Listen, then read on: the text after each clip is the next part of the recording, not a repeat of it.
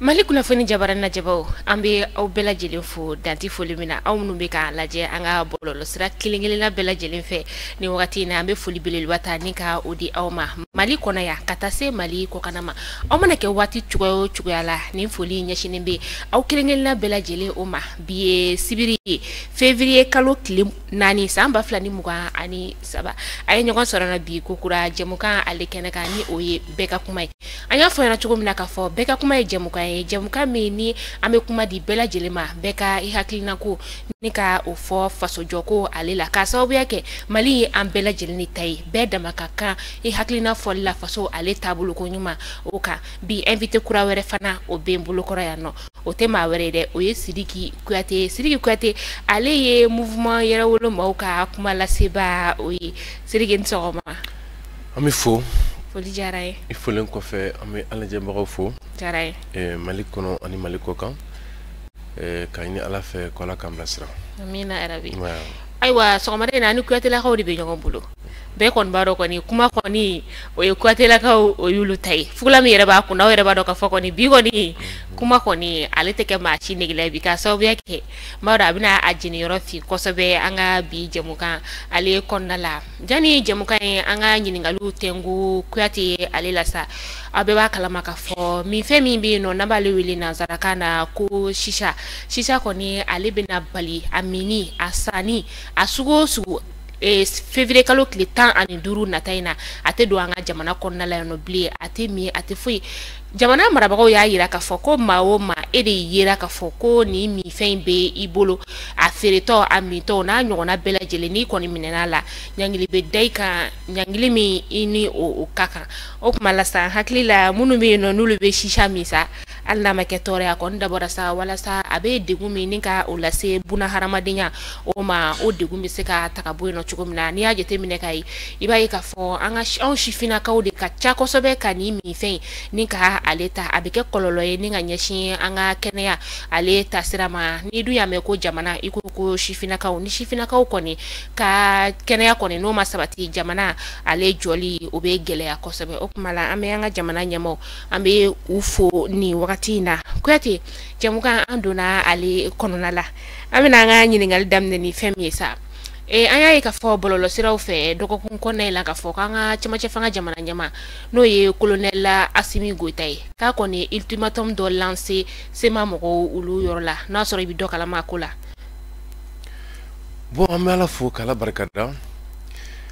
i b'a dɔn ne bɛ tɔn min tɔgɔ la an bɛ n'o ye Yɛrɛwolo Debout sur le rempart ale ye tɔn ye min ka wuli ka jɔ fanga bonyana kosɛbɛ jamana in kɛlɛko la. A dɔ la tɔn fɛnɛ do fɛnɛ min ka fɛɛrɛw tigɛli yaasa an bɛ se ka bɔ nin gɛlɛya kɔnɔ o fana ka bonyana kosɛbɛ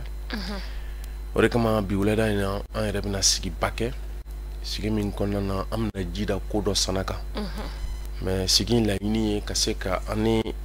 Rusi jamana ka bolo di ɲɔgɔn ma ko o fo k'o tila k'o kɔkɔrɔ don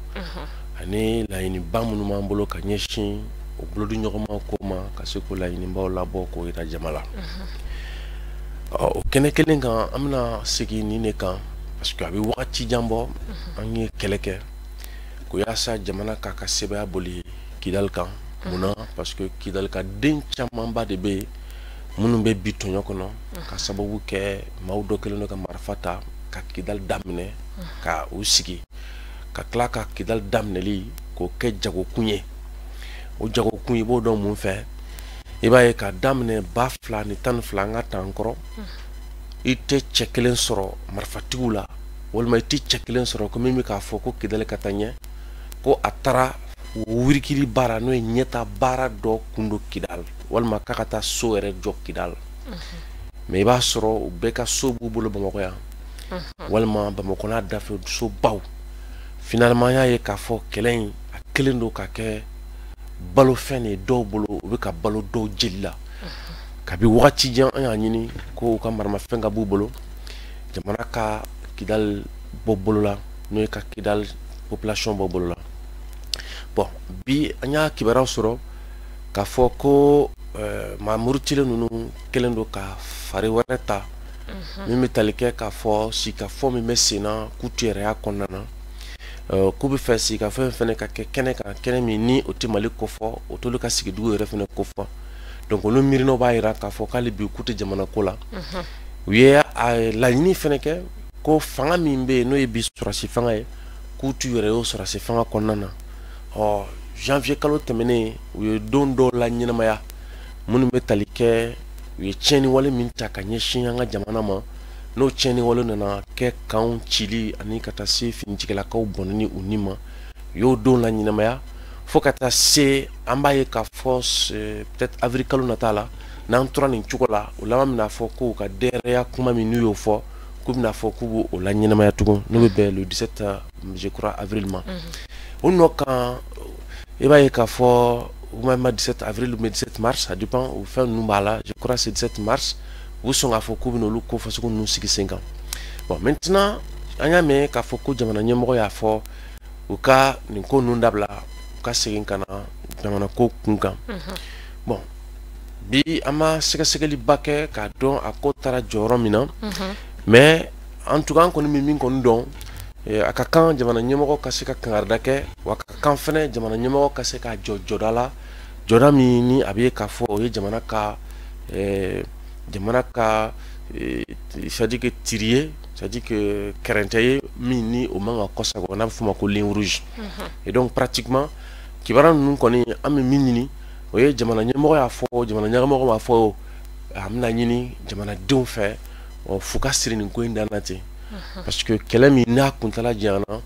a nafa ka dɔgɔ wa i bɛna ye k'a fɔ tɔgɔ tɛ sɔrɔ a kɔnɔna na et surtout kɛlɛ min bɛ yen ni mɔgɔ b'a ye k'a fɔ kun ni ju yɛrɛ t'a la bilen ka sababu kɛ bi minnu bɛ ka muruti k'a fɔ k'u bɛna nin tiɲɛni wale ta ka mɔgɔ jamana sɛgɛrɛ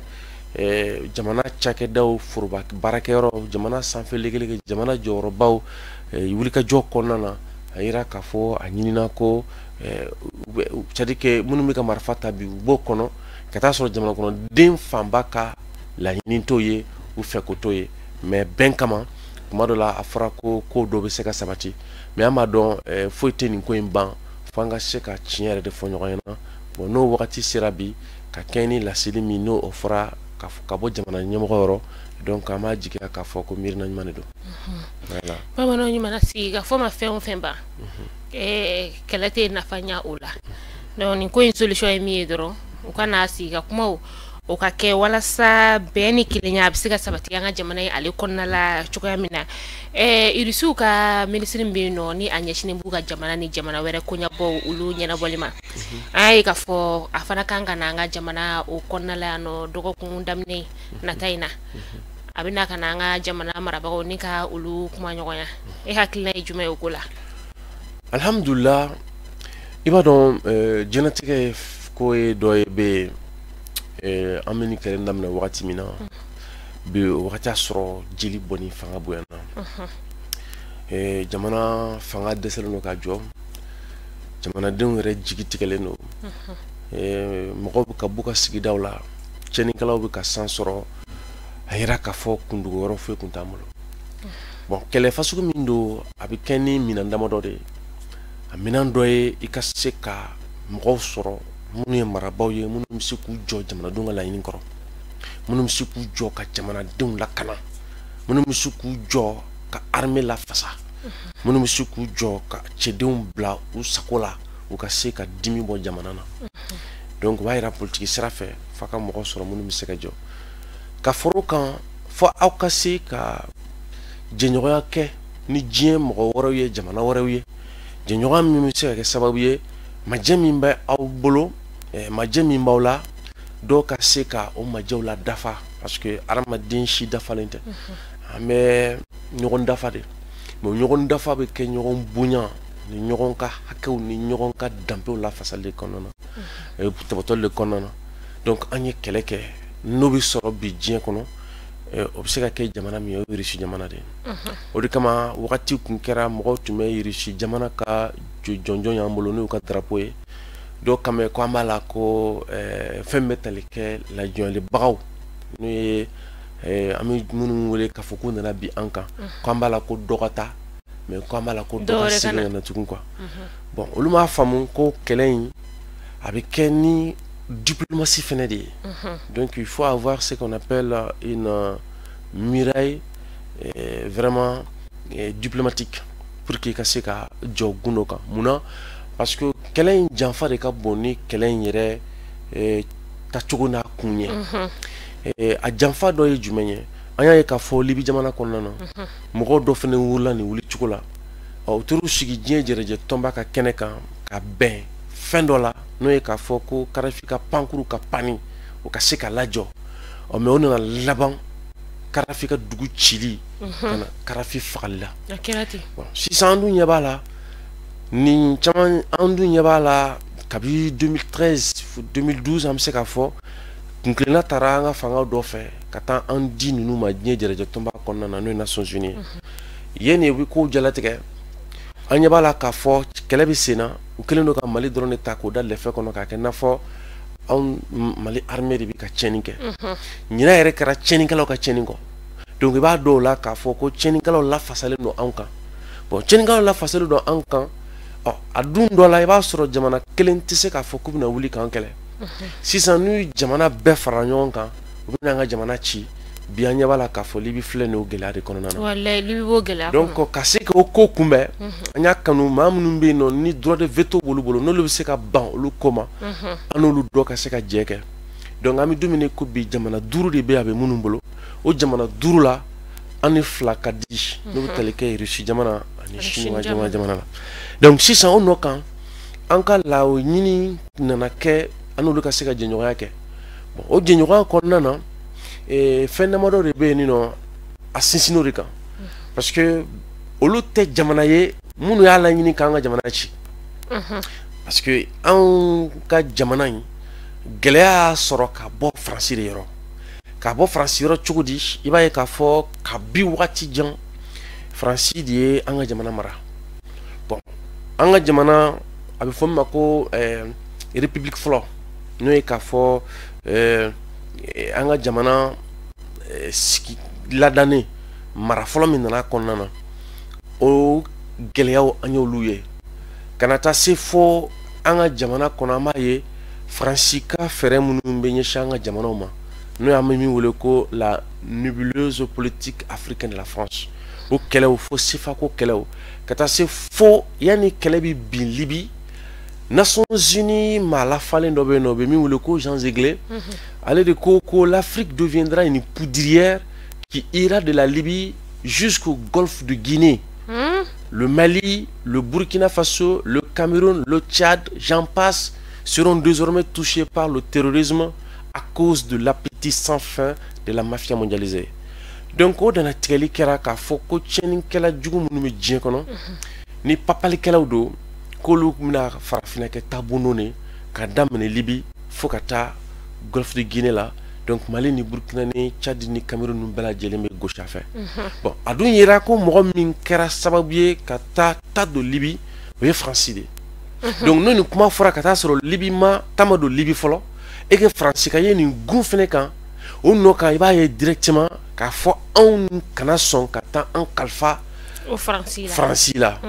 donc o de kama an y'a ɲini depuis wagati jan an ka ɲɛmɔgɔ fɛ depuis 2012 ka jɔnw na to fanga la ko nakɔ kan kelen tɛ se n'an bɛ jɛɲɔgɔnya ɲini an kɔni kana kɛ mɔgɔ ye minnu ye nin ta don mɔgɔ ye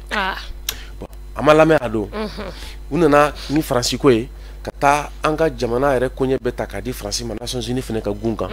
u nana ni ko caman y'an dala Serval, Barkhane, Takuba, G5 Sahel a ka ca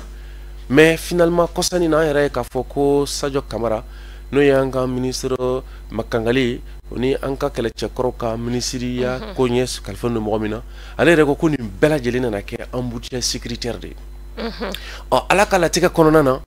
ka IBK yɛrɛ to balo la ala ka hinɛ la a ye laseli kɛ k'a fɔ ko hali dɔw kelen don k'an bali n'o ye setigi mɔgɔ dɔ ye k'an bali minɛn sɔrɔli la bon an dun ka jate la an taara an bolo di Faransi ma parce que setigi dɔ de don o setigi kan ka se k'a kɛ sababu ye ni gɛlɛya min bɛ na an ka jamana bɔli la bolo la o koɲɛw la ale ka se k'o gɛlɛyaw bɔ yen mais n'ale dɛsɛra o la Europe jamana dɛsɛra Amérique jamana dɛsɛra finalement an ka laɲini min b'an bolo an tɛmɛna n'a ye fo kana kɛ bi ni transition clé in na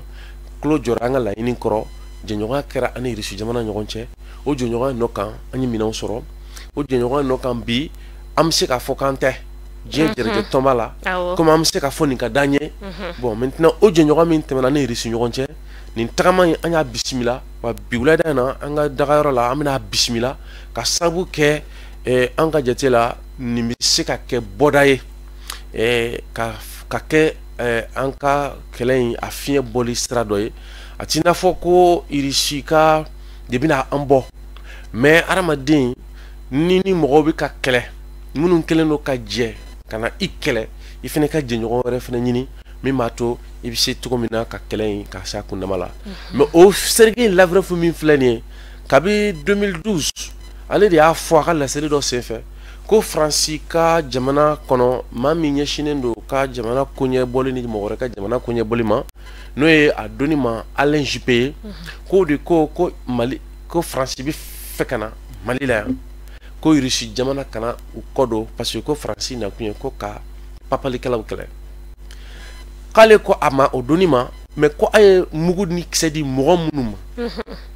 Libi ko a bɛ se cogo jumɛn na ka n'olu ka baara la sa Mali kɔnɔ yan ko o ye mun politiki ye ko a ko ale ma ale Sergei Lavrov de ko tɛ mais k'a ko ale ma ko non ko politiki tɛ ko nin ye diɲɛ cogo de ye quoi ko c'est la vie bon nin b'a yira k'a fɔ mɔgɔ min natɔ filɛ nin ye nin tigilamɔgɔ bɛ Mali koɲɛ kalama kabi ta don wagati n'o kɛra 2012 san bi n'o mɔgɔ kelen nana bi k'a n'an ka faamaw ka sigi ka kuma o b'a yira k'a fɔ ale tun ye min jɔrɔ o n'ale bɛ min kalama o n'an ka ɲɛmɔgɔ bɛ min kalama u bɛna hakili jagabɔ de k'o kan o de kama anw Yɛrɛwolo Debout sur le rempart an bɛna nalen ka jansa ka tila k'a ɲini fanga fɛ a kana kɛ taga sigi gansan ye a ka kɛ ko ye komi ni jamanakɔnɔdenw b'u yɛrɛ sɔrɔ a la kɔni b'u yɛrɛ sɔrɔ a kɔnɔ o ye a ɲuman ye a jamanakɔnɔden bɛɛ lajɛlen ka hakilina ye gɛlɛya min bɛ jamana in kan a ka wuli ka bɔ an kan n'a ma ɲɛ ko olu de bɛ se ka kɛ an dɛmɛbaga ye k'a wuli an bɛ dugawu kɛ Ala ka se ni minisiri ale ye ɲuman ye an ka minisiri Abdoulaye Diop ale tun bɛ Nations Unies na dɔgɔkun tɛmɛnen na a ye kuma caman fɔ an ka jamana kunkanko la fo ka taga se muso dɔw yɛrɛ kumana fɛnkɛ civil mɔgɔw olu tɔgɔ la a ye kuma lase o bɛɛ la k'a fɔ ko vraiment jamana t'a kalama k'a fɔ ko o muso yɛrɛ bɛ taa kuma jamana ale tɔgɔ la k'a ma se ka faamuyali sɔrɔ o la Yɛrɛwolo Debout sur le rempart aw hakilina sera kɛ mun ye o ko la i b'a dɔn nin yɔrɔ la an bɛ komi an bɛ an ni ɲɔgɔn cɛ yan n b'a dɔn Mali kunnafoni lamɛnnen don Mali fan bɛɛ fɛ anw bɛ wagati bɔ ka bi san caman an bɛ se k'a fɔ ka bi 2006 walima ka taa fo 2000 wagati kumaw dɔ bɛ fɔ an ka jamana kɔnɔ a fɔli ma nɔgɔn ye n'o ye dɔw tun b'a fɔ kɔrɔnfɛmɔgɔw tilebinfɛmɔgɔw finmanw jɛmanw filaw a kuma minnu ma n'anw ye kabi wagati jan o de kama Jean-Yves Le Drian 2015 ale nana kuma dɔ fɔ ko kabi an ka dɛra ta wagati ko mirindi fila de bɛ jamana kɔnɔ yan mirindi minnu dɛsɛlen don ka ɲɔgɔn kan fɔ n'o ye peuple fila n'o ye kɔrɔnfɛmɔgɔ ani tilefɛmɔgɔ ye u ka Alexandre Delval o fana tun ye nin kuma kelen fɔ 2019 wagati ninnu ka taa se fo ka général dɔ ma Jinasel a kuma ninnu bɛ fɔ wagati o wagati n bɛ fɛ ka nin fɔ kun jumɛn na c'est que madame Aïdara Aminata Dicko a tɛna fɔ ko ale de ye mɔgɔ fɔlɔ ye min ka nin laseli kama k'a fɔ k'an bɛ bɔ ka kɔnɔni voilà o to ye kɔsɛni na minisiriso dɔ b'an ka jamana kɔnɔ min bɛ wele k'a fɔ ko ministre ko réconciliation nationale je crois Ismaël Ouattara b'a kɔnɔ Wage ye semaine dɔ kɛ kɔsɛni na ko semaine nationale de la réconciliation pratiquement a semaine an y'a kɛlɛ kosɛbɛ an y'a kɛlɛ yɛrɛ yɛrɛ de parce que kumaw bɔra a kɔnɔ an t'a yɛrɛ kuma minnu na an bɛ kuma min dɔn Mali ko la n'o ye Mali divisé ye kelen dɔrɔn de don un peuple un but une foi mais kana fɔ ko le Mali uni et réconcilié c'est possible kana fɔ ko a bɛ fɔ min ma ko diversité kumaw dɔ bɛ sen na a ka bon n'an tɛ nin kuma ninnu fɛ parce que diversité min b'an ka jamana kɔnɔ yan o tɛ fɛn fila ye o c'est comme kuma dɔ la e yɛrɛ filɛ i bɛ se ka bonya i bɛ se ka kuma dɔ la i bɛ se ka fasa aw dɔrɔn de don dɔw ka surun dɔw ka jan dɔw jɛlen don nka a bɛɛ ye Mali kelen de fini min filɛ kana ɲɛgɛn min b'a la a kɔlɔ tɛ kelen ye o mais a bɛɛ fini kelen ye bon diversité ko kuma ti yan c'est pourquoi an ye diversité ko kuma sɔrɔ ka bɔ an ka mɔgɔba minnu yɔrɔ olu ko ko nafɔ an ka diversité bɛ nafɔ tapi de i bɛ ɲɛgɛn fɛn fɛn a la o bɛɛ tapi kelen de a tɛ tapi kɛ fila ye tapi kelen dɔrɔn de bɛ yan o de kama o de dɔnna an fɛ o de kama furuɲɔgɔnya bɛ an bɛɛ cɛ o de kama i b'a ye k'a fɔ ni an ka jamana ta e tɛ siya foyi sɔrɔ Mali kɔnɔ yan ko min tɛ Kidal o tɛ yen kelen i t'an ka duba foyi sɔrɔ Mali kɔnɔ yan ko siya bɛɛ tɛ du min kɔnɔ i bɛna ye k'a fɔ Mali siya foyi tɛ min tɛ minorité ye o siya tɛ Mali kɔnɔ min tɛ minorité i ka minorité n'i ka majorité a bɛ dépend a bɛ taara minɛn min de kɔnɔ i b'a sɔrɔ ne ye dugu min ta k'o ye fila dugu ye n'i ye siyaw tɔ bɛɛ fara ɲɔgɔn kan olu ka ca ni filaw ye n'i ye dugu min ta ko bamanandugu don n'i ye siya tɔ bɛɛ ta i b'a sɔrɔ olu ka ca n'o bamanandugu ye a dugu jumɛn bɛ Mali kɔnɔ yan nɔ ko bi sigibagaw man ca n'a dugu tigiw ye bon n'a fɔra k'an ka jamana kɔnɔ an bɛna diversité ko kuma fɔ o diversité ko kuma t'an ka jamana ninnu kɔnɔna na a bɛ tali kɛ miirina min na dɔrɔn o de ye Faransi bi ka kuma minnu fɔ ko il faut enraciner l'unité de la République dans la diversité et dans l'autonomie de ses collectivités donc ko ka an ka a bɛ fɔ min ma ko k'an bɛn n'o ye république ye ko ka o lili don ni an k'a dɔn k'an tɛ miiridi sugu kelen ko o nɔ kan an k'a lajɛ miiridi ninnu kelen kelenna bɛɛ lajɛlen bɛ dugukolo dɔ de kɔfɔ o dugukolo ninnu bɛɛ ka yɛrɛtigɛ ka t'u bolo bisimila o miiritigɛ jumɛn i bɛna Kidali di jɔnni ma ka jɔnni to yen i bɛna Gawo di jɔnni ma ka jɔnni to yen i bɛna Tɔnbukutu di jɔnni ma ka jɔnni to yen i bɛna Bamakɔ di jɔnni ma ka jɔnni to yen donc o kuma ninnu min an ka jamana kɔnɔ yan tiɲɛ t'a la o de kama an y'o kɛlɛ kɛ o wagati donc an bɛ donni minɛ ko bi hali yanni an bɛ taa se muso in ta yɔrɔ ma an ka ministre Abdoulaye Diop an ka lase kɔnɔ rapport minnu bɛ ka bɔ Nations Unies fɛ an tɛ kɛ Ala ye k'a dɔn ni tiɲɛ n'a bɛɛ ye nkalon ye n'a bɛɛ ye tiɲɛ mais an kɔni bɛ min kɔni dɔn rapport ninnu bɛ fɔ yanni enquête yɛrɛ bɛ kɛ i b'a dɔn o sikana ko yɛrɛ kabi e yɛrɛ mana fɔlɔ e ye min fɔ e natɔ ye min fɔ o de nana e de nana o de rapport fourni o ye kelen ye fila aw de ko kɛlɛ fasugu min don ko jugu t'i ye ka a t'i ye ten i n'a fɔ jugu bɛɛ bɛ se ka k'a ye bɛɛ b'a la bɛɛ a ɲɛda dɔnnen tɛ parce que kɛlɛ tɛ ko u bɛ n'u jɔ ni ɲɔgɔn ye ka kɛlɛ kɛ dɔdɔma kɛlɛ de don giriya kɛlɛ de don mais aw ma se ka jugu dɔn a ɲɛnama fo su de la a bɛ taa wɔgɔbɛli kɛ ka jugu dɔn o de kabako ye maintenant kɛlɛ ninnu n'i ye jateminɛ kɛ diɲɛ kɔnɔ kɛlɛw bɛ kɛ diɲɛ fan o fan surtout kɛlɛ min bɛ yen n'a donna dugu kɔnɔ kaban i b'a ye k'a fɔ tiɲɛniw dɔw bɛ kɛ ka taa sɔrɔ o tɛ lamawulimakan ye n'a kɛra olu ka fan fɛ ko dommages collatéraux ou bien ko bavure mais i b'a ye k'a fɔ an ka jamana kɔnɔ olu yɛrɛ mɔgɔ min ko lakana sabatilen tɛ yɔrɔ la fɛɛrɛ ni dabali jumɛn b'olu bolo ka se ka taa kɛlɛ ninnu yɛrɛ kɛyɔrɔ la k'a dɔn ko nin tiɲɛni walew de bɛ sen na ka fara o kan tugun olu tilala ka na jamana kɔnɔ ka sariya dɔ ta u bɛ min wele ko la loi d'entente nationale mais o loi d'entente nationale n'o ye k'a fɔ sisan an ka bɛn mais kɔnɔna na yafa kelen don tiɲɛnikɛlaw de ma ni tiɲɛni ye u ye min kɛ ka tɛmɛ u bɛ ka min kɛ wa hali yafa kelen don u ma tiɲɛni na olu yɛrɛ labɛnnen tɛ ka min kɛ labila o bɛ na min kɛ tugun bon o wagati kelen jamana de bɛ ka sɛgɛsɛgɛ k'a fɔ k'u bɛ ka tiɲɛni wale kɛ finalement a bɛ na fɔ anw sen sirilen don k'an bolo siri ka di tiɲɛnikɛlaw ma anw ye bɔli dɔ kɛ le 22 septembre o vol kɔnɔna na an ye 10 commandement ta k'a fɔ ko nin rapport jugu min b'an ka jamana kan t'a fɛ donc o rapport parce que an ye taa tiɲɛmayɔrɔ la quoi parce que ni n'an bolo n'a bɛ fɔ ko ka bingali walew kɛlɛ bingali walew kɛlɛli a bɛ ɲɛsin maa ma bɛ ni marifa bolo bolo o ka bɔ a la a kan ka ɲɛsin marifatigiw ma maa minnu bɛ yen nɔ ni u tɛ jamana ko fɔ parce que jamana de kan ka se ka marifa ta ka jamana lakana mais maa wɛrɛ marifatigikulu ka caya fɛn tɛ ka fɔ o la bingali walew bɛ sen na o bingali walew o kɛbaga bɛɛ bɛ ta ka da jamana kunna donc an ka jate la olu bɛ sɛgɛsɛgɛli kɛ ka bɔ ni jate min ye a nɔgɔlen don bon n'a yira k'a fɔ ko madame Aïdara Aminata Dicko ale bɛ tɔn de kɔnɔ tɔn min bɛ wele k'a fɔ ko Kisal ni o bɛ ko filaw kumada ni bagan gɛnnaw ka commencer ka kumada d'olu ma bon a yira ko a bɛ wagati jan bɔ a tɔn ɲɛmɔgɔ n'o ye dugukolo Alpha Umaru Konare n'o ye Alpha Umaru Konare denkɛ Anamba denkɛ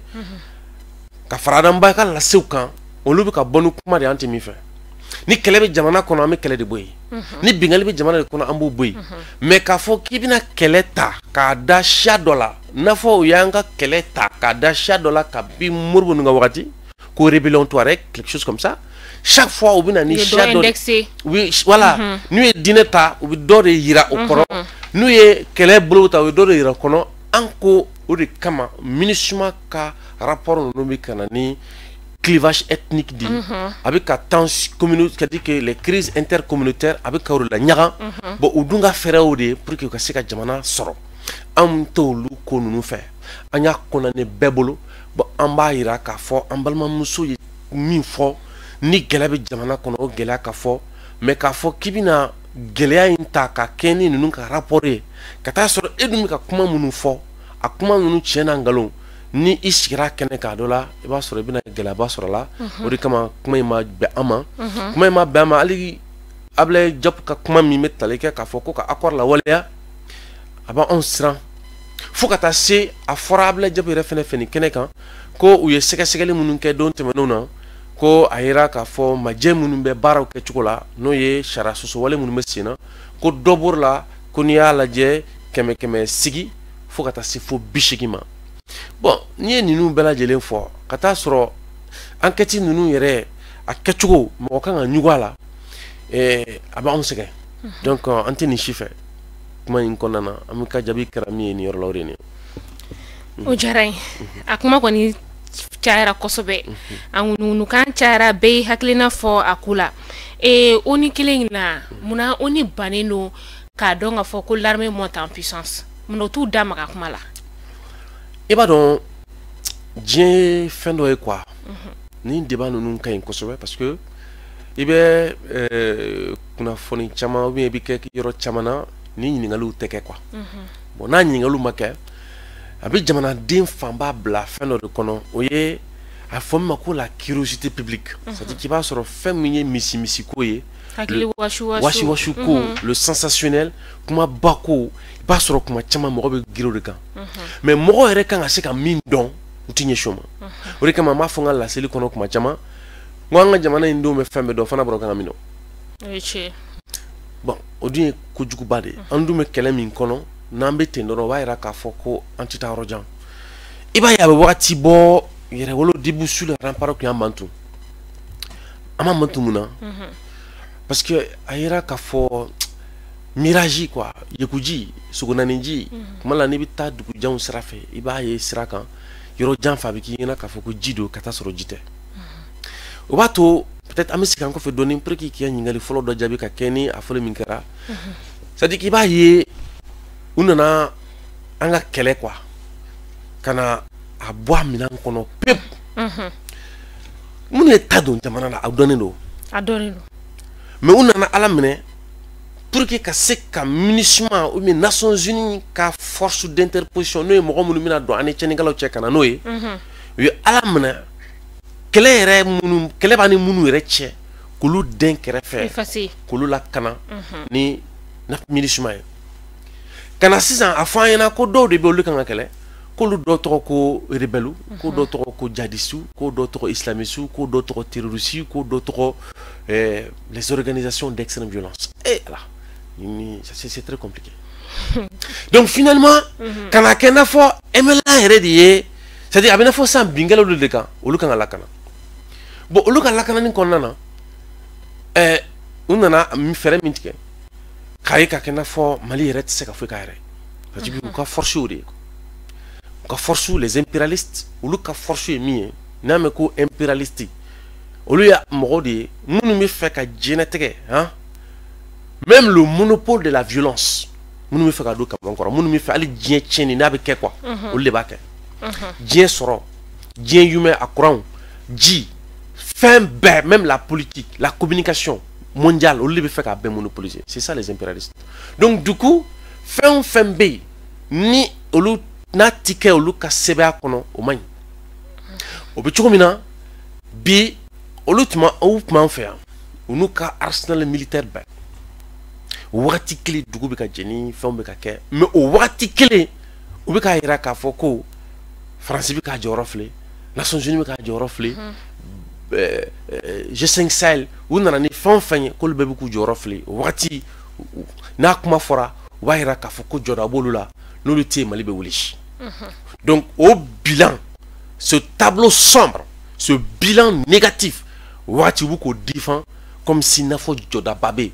o de kama an ka kɛlɛ nana ɲɛsin k'a fɔ ko jɔda tɛ yen o sɔsɔliba de tun b'an n'u ɲɔgɔn cɛ. Bon bɛɛ bi a yira ko dugu jeni ni kan jeni ni ko caman bɛ yen nɔ o tun bɛ kɛ kunu bi o tɛ se ka kɛ minɛn b'an bolo bi wagati kelen na ni ko majɛw dɔ bɛ yen mais jamanaden bɛ ka jigiya sɔrɔ ka kɛ ni wulikajɔ bɛ sen na mais ninnu b'u ɲɛ tugu a kan parce que n'olu m'u ɲɛ tugu a kan olu tɛna se k'an kɛlɛ parce que n'olu m'u ɲɛ tugu a kan a bɛ n'a fɔ sisan olu kan ka fara an kan de an bɛ ka taa o kunkilenna min na k'o kunkilenna kɔkɔrɔ don n'o kunkilenna don kɔkɔrɔ donna ni Mali partenaires bɛɛ ka dɛmɛ ye kɛlɛ in tɛ se ka tɛmɛ kalo 2 kalo 3 kan nka yaasa ka balan don o ɲɛtaga la k'o ɲɛtaga bila kunbalan na ka tila k'a yira tugun k'a fɔ ko nin tɛ olu ta in de don ka tila k'a yira k'a fɔ ko n'a fɔ an tɛ se quoi hali an tɛ se k'an yɛrɛ mara walima a bɛ fɔ min ma ko la soldatesque ka tila k'a yira diɲɛ mɔgɔ la ko kɛlɛcɛ minnu b'an bolo kɛlɛcɛw basigilen tɛ ladamunen tɛ bingalikɛlaw de don a bɛ fɔ o ma ko la soldatesque ko an ka kɛlɛcɛw ye de o de kama u bɛ nin miirina ninnu ta k'an ka jamana sɛgɛrɛ bon a bɛ kɛ mɔgɔw ɲɛna k'a fɔ ko kuma gansan de don u b'a fɔ ten mais u bɛ k'a banni min kɛ k'a dɔn o banni ye k'a dɔn an ka souveraineté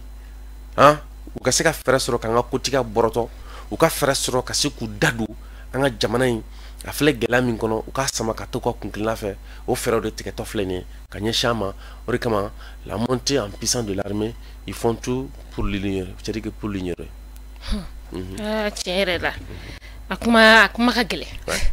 a kuma ma nɔgɔ u tɛ fɛ k'a ye u tɛ fɛ k'a faamu u tɛ fɛ k'a mɛn yɛrɛ a t'u ɲɛ sira la a t'u tɛ fɛ fana a ka jamana in ka suma yɛrɛ bɛɛ b'o dɔn jamanadenw b'o dɔn hali minnu bɛ tɛ jamana in kɔnɔ olu bɛɛ lajɛlen bolo o to nin wagati na Africains bɛ ka essayer ka fara ɲɔgɔn kan pour que ka se ka nin mɔgɔ ninnu ni ka u kɛlɛ cogoya min na e bɛ se ka faamu cogo di wagati kun kɛra olu bɛ yan wagati min na Yaga Gali i bɛ ka yɛrɛ ka wagati y'a fɔ k'a fɔ ko Yaga Gali bɛ yɔrɔ min na wagati kelen y'a sɔrɔ olu de bɛ yan n'u ka maramafɛnw ni ka fɛn bɛɛ lajɛlen wagati kɛra o Yaga Gali ko tora yen ten u m'o ko don balan na mais bi a yira ko Yaga Gali tun bɛ minɛ kan ni minnu y'i bolo bila marifara kan n'olu sigira ko kuma na u y'o kuma ta k'o jɛnsɛn fan bɛɛ fɛ o kuma kɔnɔna na u bɛ ka mun de fɔ sisan ko Yaga Gali mana jɛɲɔgɔnya kɛ ni bolo bila marifa la yɛrɛ ko Yaga Gali nana ɲini ko u kana se ɲɔgɔn ma de parce que ko wagati laban ninnu na marifatigiw kɛlen don ka marifa ta ɲɔgɔn kama ka ɲɔgɔn gosi donc o marifatigiw kɛlen don ka marifa ta ɲɔgɔn kama ka ɲɔgɔn gosi i b'a ye k'a fɔ ko Yaga Gali nakun ye pour que u ka gosili ka dabila ni gosili ka dabila k'u kana se ɲɔgɔn ma u bɛ ka se ɲɔgɔn ma kun jumɛn de kama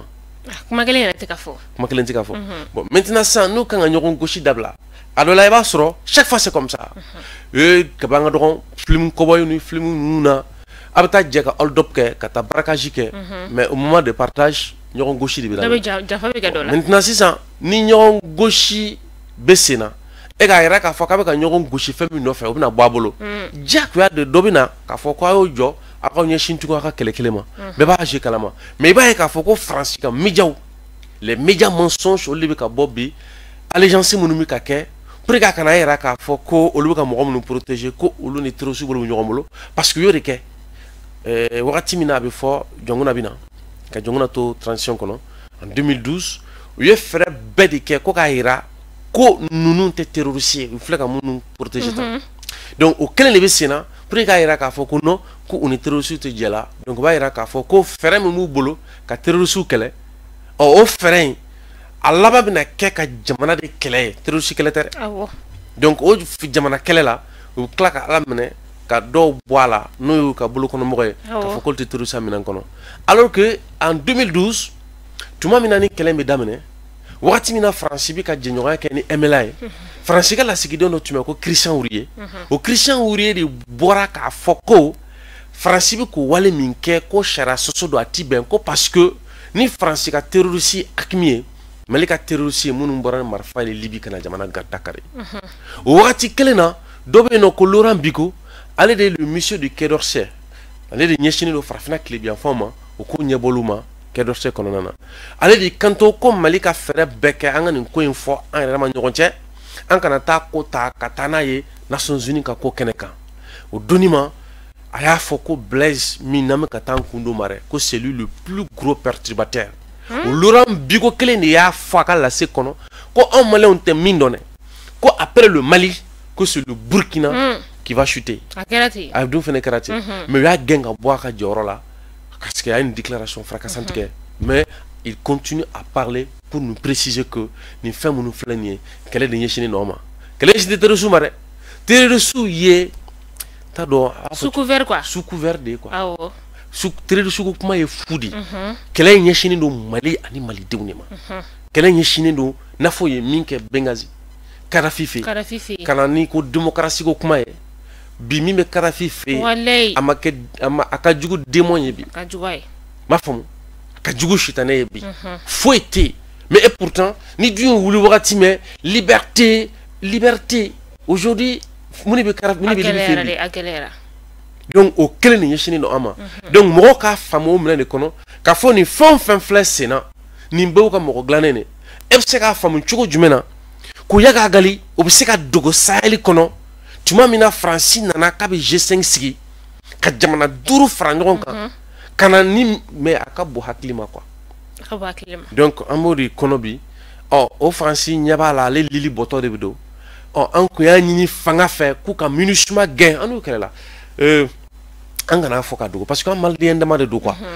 an ni fanga ka majɛba dɔ yeta min fɔlen don ɲɔgɔn kɔ bi o dɔ ye MINUSMA ko ye kɛlɛ banniw cɛ an ye kɛlɛ yɛrɛ bɛ yen an ka tiɲɛ fɔ ɲɔgɔn na mais kɛlɛ min don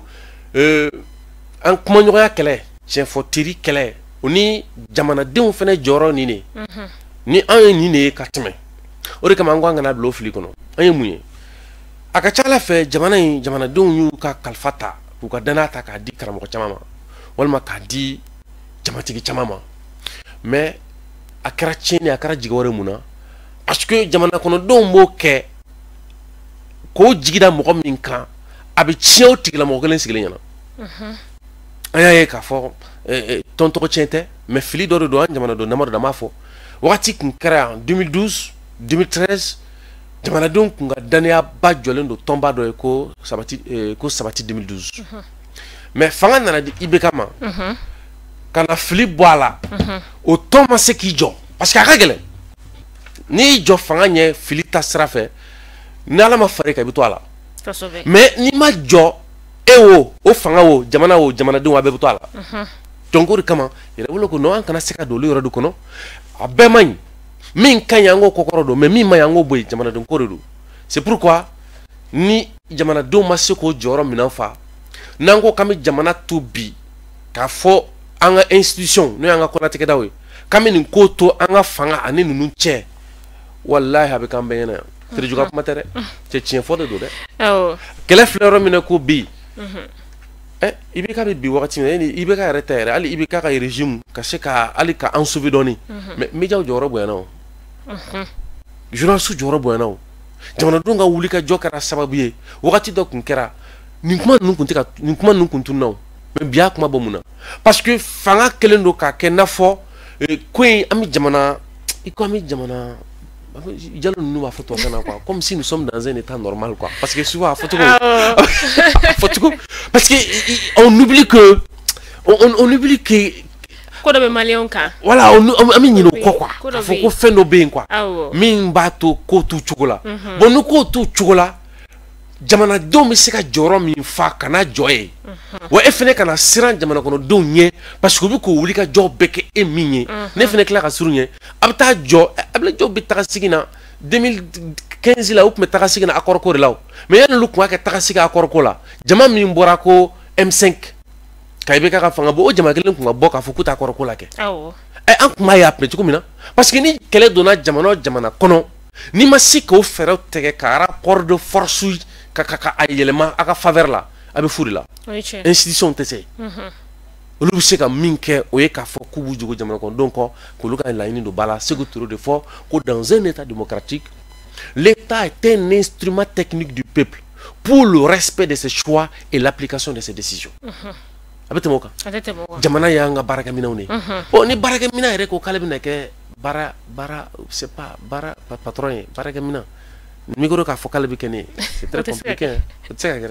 Micro c'est ça que fio. Voilà, c'est que quoi. Et le micro manipuler ka ki sagoyi. Voilà. Abe o chiko yala. E kala fil bara o biseda. Malende chama hakilina e ko colonel Assimi Goïta ka ikamo fanga ale no fe. Eso yere wolo déboussir rempart fait quoi. D'accord, yana mina an fela fo la. Amina min fo folo. Oro kala filibe jamana kono na fo wolomuso ka bange ke wakati. Ma fam. Bange ke wakati anti muso isa mais docteur wa fo chukumina abina fo awati muso be feka kosobe. Kala fili wakati fenore afeka be soro mun no kan. Ce que ami dera mi fo no be wole ko franciscana kuma la ko souveraineté. Surtout ami souveraineté mi wole ko la souveraineté nationale. A fera que la souveraineté nationale elle est globale et indivisible. Elle s'étend aux morts, aux vivants aussi bien que les citoyens à venir. Donc ayo talike féminin moné no nyomade abe jamana dembe de kofo. Munu be no lutana, munu me nina, munu na todo. C'est ce qu'on appelle la souveraineté nationale. Au souveraineté, elle fait kokoro dono no mi l'unité nationale de jamana dunka bulu nyoma. Il va y avoir une atteinte à l'intégrité territoriale. Ni donna do djien shara bokono na sira kunama doma ni jamana donga faranyo kan sira fo kunama doma kata soro marfatigité de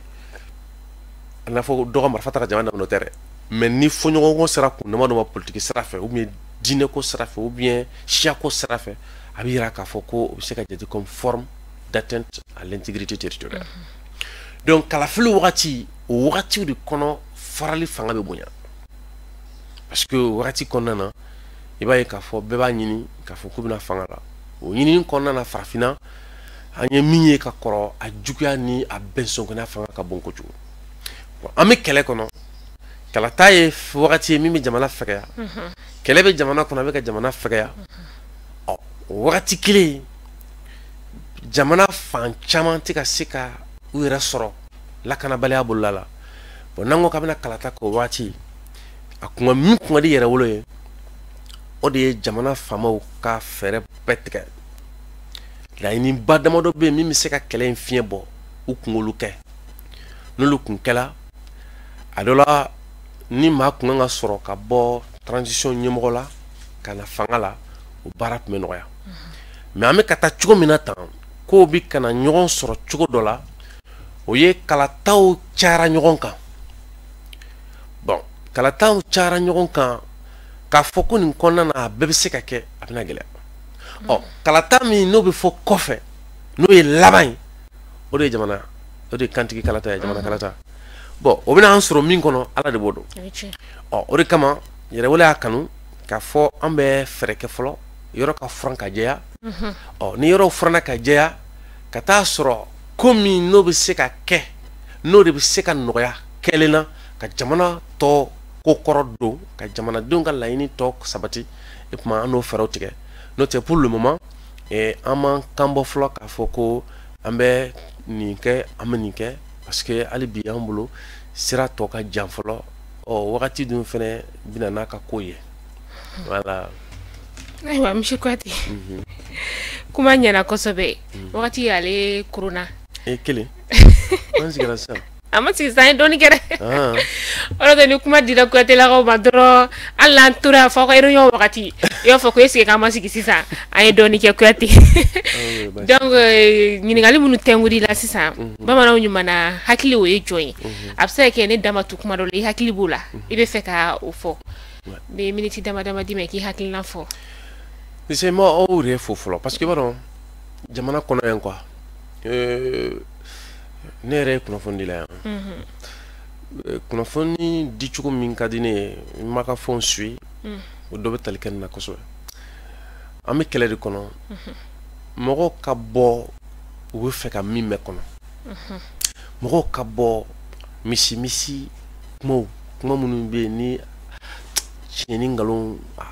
ka dɔgɔn quoi an filɛ min kɔnɔ bɛ jamana ɲɛmɔgɔw k'a lajɛ u ka médiaw kɔkɔrɔ don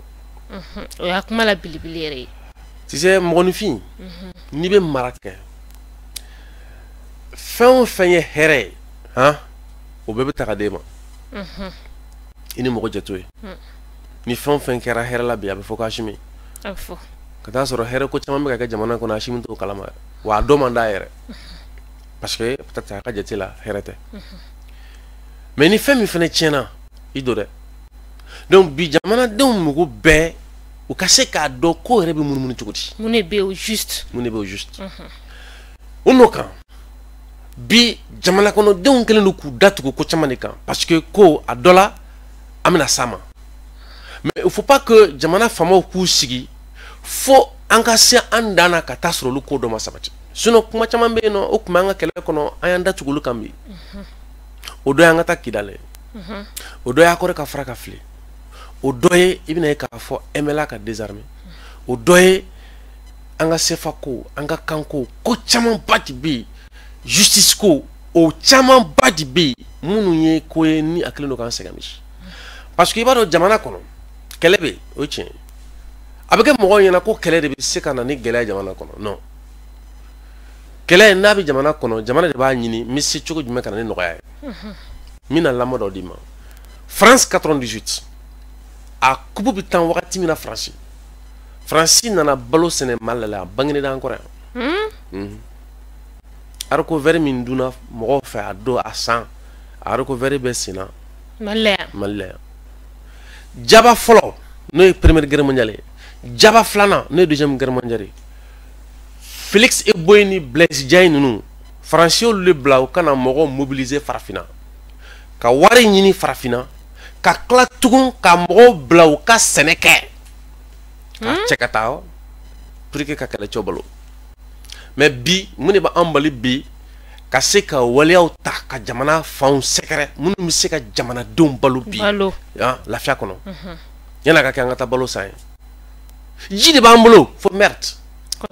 bi an bɛ ka olu ignorer o ka bɔ a la fɛnɛ jamana sigidugu camanba de bɛ yen minnu dɛsɛlen don ka sɛnɛ kɛ insécurité tɛ dɛ n'o ye k'a fɔ ko marifa tali nin don mais min tɔɔrɔ b'o kan bi o ye justice kelen don ka wuli mɔgɔw dɔw bɛ na wuli k'u dugu mɔgɔw ka dugu kuturu sɛnɛkɛyɔrɔ k'a minɛ sɛnɛ tɛ ka se ka k'a la bon o bɛ cogo min na o bɛɛ bɛ na ni gɛlɛya jamana kɔnɔ an bɛ k'o gɛlɛya bɛɛ da n'a fɔ sanni feere ni fɛnw kunna non c'est pas vrai donc an k'olu vision baw ta pour que jamana ka se k'a yɛrɛ sɔrɔ o ka bɔ a la fɛnɛ fanga k'a dɔn ko an bɛ fɛn min kɔnɔ tiɲɛ don c'est un complot i bɛ se k'a jigiya k'a fɔ ko kɛlɛ tɛ parce que kɛlɛ t'an ni ɲɔgɔn cɛ n'a sɔrɔ mɔgɔ t'an ni ɲɔgɔn cɛ mais c'est une réalité mɔgɔ bɛ sa jamana bɛ se ka ci a la i kɛra f'i ka jamana ci ten de donc fangaw kana minɛ n'a fɔ fɛn dɔ don ten parce que n'i y'an ka jamana ninnu mara cogo lajɛ yan an bɛ nin crise kɔnɔna na n'i ye minisiriw dɔw ta cogo ye ka mɔgɔw dɔ ye CNT kɔnɔ ka mɔgɔw dɔ minnu bɛ ka numɛ ka bila kɔlatigɛdaw da la i b'a dɔn ko an ka ɲɛmɔgɔw dalenba t'a la ko kɛlɛ bɛ sen na quoi o ye an ka tiɲɛ fɔ teri ye quoi a bɛna fɔ o dalenba t'a la ko fɔ ko kɛlɛ bɛ sen na quoi donc o de tun ye an bɛ se ka min fɔ ka kumaw ladafa k'o kɛ kangarida ye an b'a ɲini ala fɛ a ka faamu fɛnɛ o diyara ye merci foli ka n bɛ foli si yɛrɛ ma foli diyara ye ka foli se Mali kunnafoni ni minnu bɔra k'an lamɛn ka tila k'a ɲini ala fɛ faamu cogo ɲuman ala k'a d'a ma merci beaucoup ayiwa sa Mali kunnafoni jabaranin lajɛbaw Sidiki Kuyate ale tun bɛ an bolokɔrɔ bi Sidiki Kuyate ale ye mouvement yɛrɛwolo debout sur rempart maaw ka kuma laseba o ye aw yɛrɛ y'a ye bi a bɔra ka fɛn caman de fɛsɛfɛsɛ an ɲɛna jamana lakanako n'a a ɲɔgɔnna caman olu kan a y'a hakilinaw ni ka o fɔ an ɲɛna hakili la aw yɛrɛ fana ye faamuyali caman ni ka o sɔrɔ an ka bi jɛmukan ale kɔnɔna la ni ala m'an ka jɔnya jɔnya na an bɛ ɲɔgɔn sɔrɔ don n'a nataw la bɛɛ ka kuma invité kura wɛrɛ ale bɛna an ka plateau o sanfɛ aw k'an bɛn bye bye